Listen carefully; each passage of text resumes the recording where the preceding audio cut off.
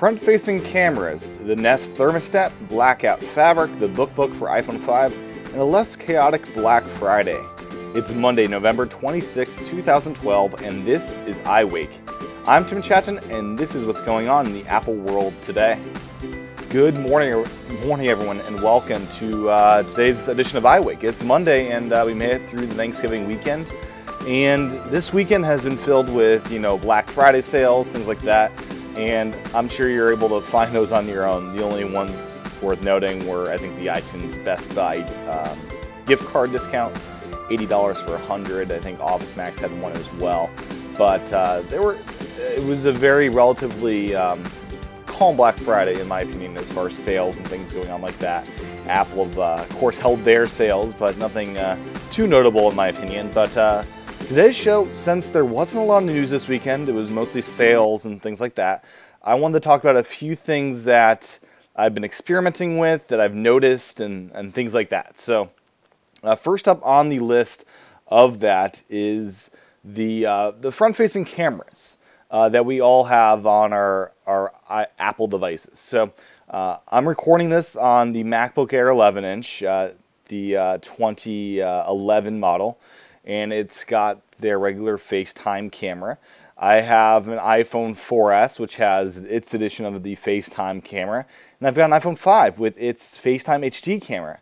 And I noticed something rather drastic on YouTube. I was sitting down watching YouTube from my air mattress right now, and noticed that the FaceTime HD camera on that iPhone 5 is a rather huge improvement from the other cameras that we have out there.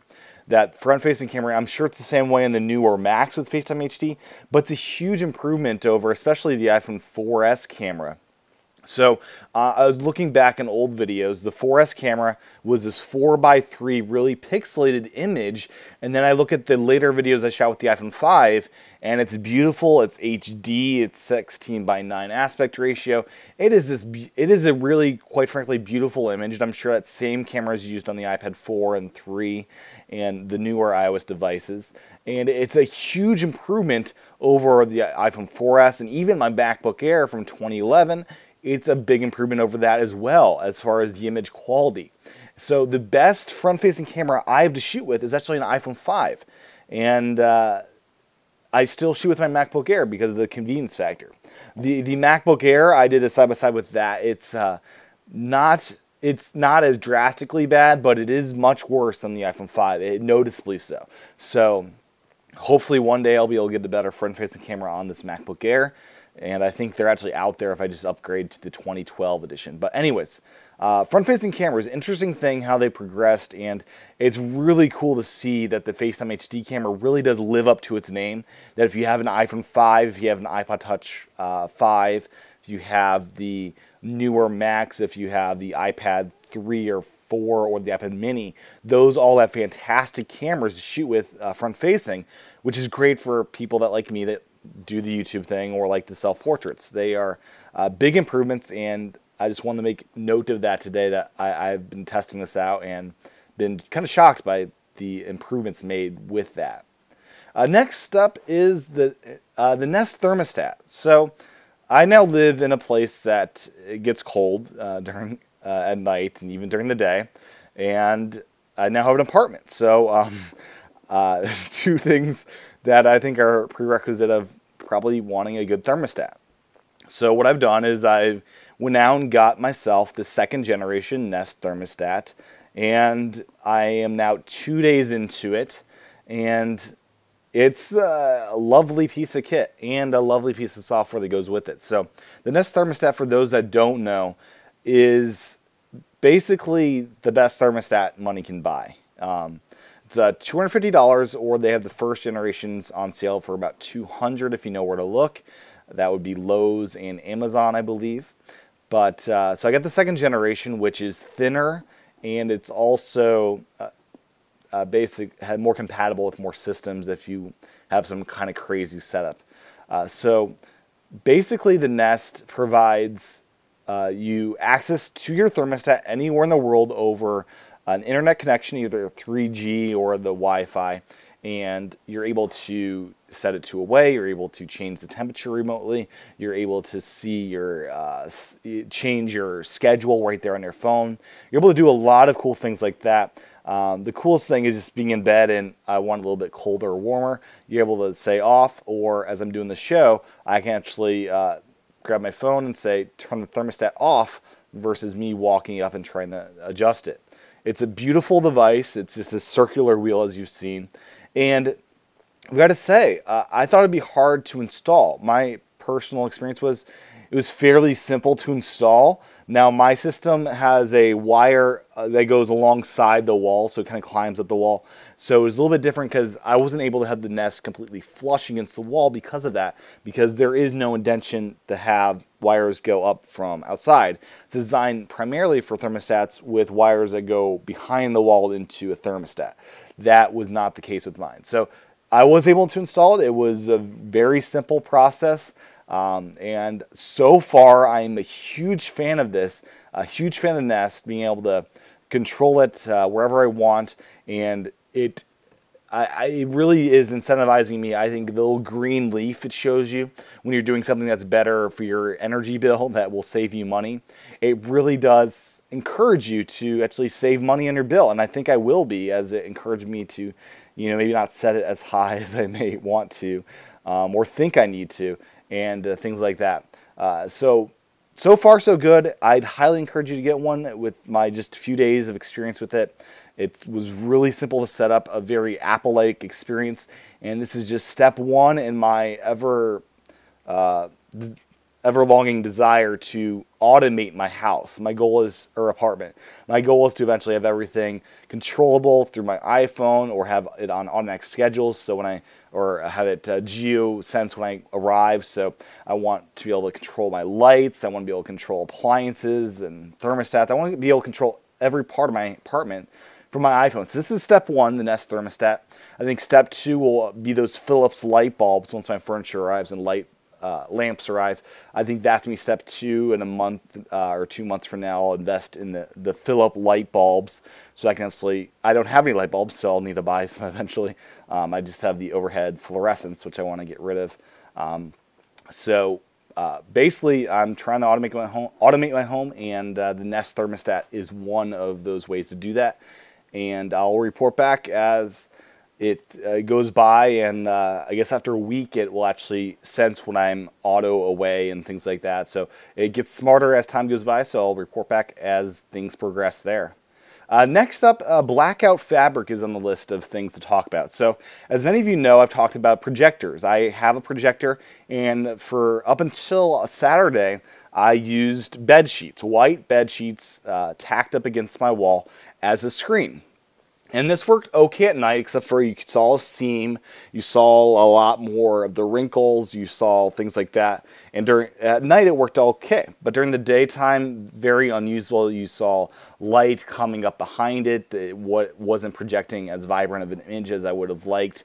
But now I've got this BlackOut Fabric that arrived from Amazon, and it was $40 or so, this fabric, and it covers basically the same amount of space as those two queen-size sheets did. I am making it so it's a permanent setup, so it's not covering the door anymore. So it's just the wall. It's about 125 diagonal inch screen, which is perfect for the size of my apartment. And I have to say, I'm very happy. It's usable. It looks great during the daytime. So during the day, I used to be able to not really use a projector. Now at the BlackOut Fabric, the image that's being projected onto is much more vibrant, much more clear. So during the daytime, it's really just as good as a TV. At night, it's this whole nother experience where you're in a movie theater. It's crystal clear images. It's better than LCD TVs. It's quite an experience to be sure. So BlackOut Fabric is the go-to way, I think, to actually go and make your own home theater system. I have it just tacked up against the wall like I did before, but now it's immensely better as far as picture quality and usability during the day. So if you're looking for some sort of fabric to use in your own theater setup, I'd highly encourage you to do this. You can either do this the way I did it, just tack it up against the wall. You can build your own screen out of it, or if you want to invest in the money, people do actually sell projector screens, but the upcharge there for a professionally made screen I think is a bit high, at least for now. So anyways, that's an update there on the whole projector scenario. Next up, the BookBook for iPhone 5. So received my iPhone 5 case over the weekend, and you can see it in the video version of iWake that I have here. And something that was caught over the weekend as I was calling different people is that the way the iPhone 5 is designed is that it uses a back microphone, an ambient mic, which tries to cancel out background noise. But when you have it folded over with this BookBook case, it actually tries to cancel out your own voice. So if you're going to get the BookBook, I still highly encourage it. I think it's a great case. It's a beautiful design. It's everything I would want it to be. But with the design of the iPhone 5, it does pose some problems when you're actually calling. So you just need to be aware to not fold it over completely so you don't have bad call quality. But beyond that, it's a huge improvement over the iPhone 4 and 4S design of the BookBook case. It's much more durable. I think this one won't deteriorate as quickly or at all. And the camera is accessible and all sorts of other niceties that go along with this design. So the BookBook for iPhone 5, I've got it, and I think it's a great case, so I'm going to keep it. Finally today, a less chaotic Black Friday. So I did a little YouTube video about this, that it is my opinion that because of the midnight openings, because of the 9 p.m. openings and things like that, that in fact the stores at Black Friday are going to be less chaotic for normal people. So people like you and me, most likely, or the non-crazies as I like to call them, it will be less chaotic for you, because the crazy people are going to be shopping around 7 p.m., midnight, and those really once the doors open. But for you and me, we're able to go out 8, 9, 10 a.m. in the morning, and traffic's good. There's not a whole lot of people in the malls at that time. There's more so than normal, but I think because of these early store openings, that Black Friday can finally be less chaotic for the people that want it to be. If you want to go out at a normal hour, you're able to do that now and not get ran over. So just, I guess, a lesson for next year. If you don't care about the doorbusters, just go out in the morning, and it's perfectly good, at least where I was at. The Best Buy I went to just trying to pick up the Nest Thermostat was very calm and peaceful at around 8 a.m., which I think in years past, if they opened the doors around 7 or 6, it would have been a mess. So just a lesson I learned this year at Black Friday. So that's the show for today. Just a lot of topics I had in my mind. I should note that iTunes 11 is expected out by the end of November, so sometime this week we're going to be getting a major update to iTunes, so I'm looking forward to that, as I hope you are. With that said, thank you for tuning into today's show. You can find the show notes at iWakePodcast.com. You can also find videos I do at youtube.com/TCHATEN. And finally, I do this thing called iWake Again over at iWakePodcast.com/again.